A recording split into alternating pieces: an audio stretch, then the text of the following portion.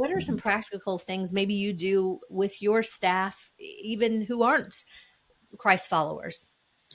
Yeah, I mean, we've had over 400 staff now, and I would say we have about we have a word Jill and I quite resonate with, which is transformation begins with me.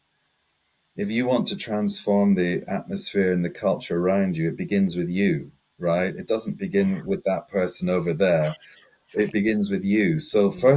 first of all, for me, it is my own personal journey of growth, which is a constant need to surrender more of myself and to keep a really honest, accountable check on myself. And Jilly is very good at that as well. Um, when I'm needing to give myself over to more personal development, because we're all on a journey, right? We're all progressively being made whole in God. How much we become whole is directly linked to how much space we give him, you know. That's So right. I find that I grow more when I give him more space. There's a Yeah. direct link, right? So first of all, it begins with myself. Secondly, if you're a Christian in that environment, you're wondering how to bring in kingdom things, then be honest enough with God to say, I want to do this, Father. I don't know how to do it. Yeah. I'm not trying to roll out an evangelical program or give out pamphlets. Like, Yeah. I want to do it in a way that's relevant and Yeah. real. I don't know how to do it. What would you suggest? Mm. And then be patient enough to listen.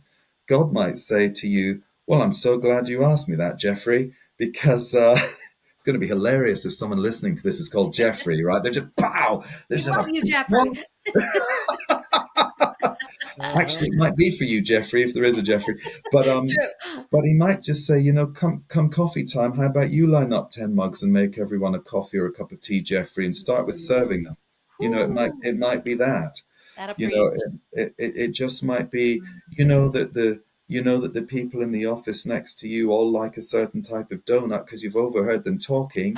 Why don't you bring them in on Thursday and Mm. just pop them on a desk and say, That's Oh, on me. That's on me." We're not, I'll tell you what we're not here to do as Christians. We are not here to bring corrective truth.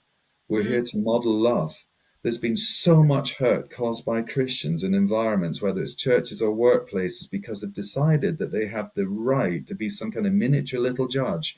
And Yeah. all they've done is leave people feeling absolutely broken and more distant from God than they did before they opened their silly mouths in the first place. And I'm saying that because I have been one of those idiots. I have been like that.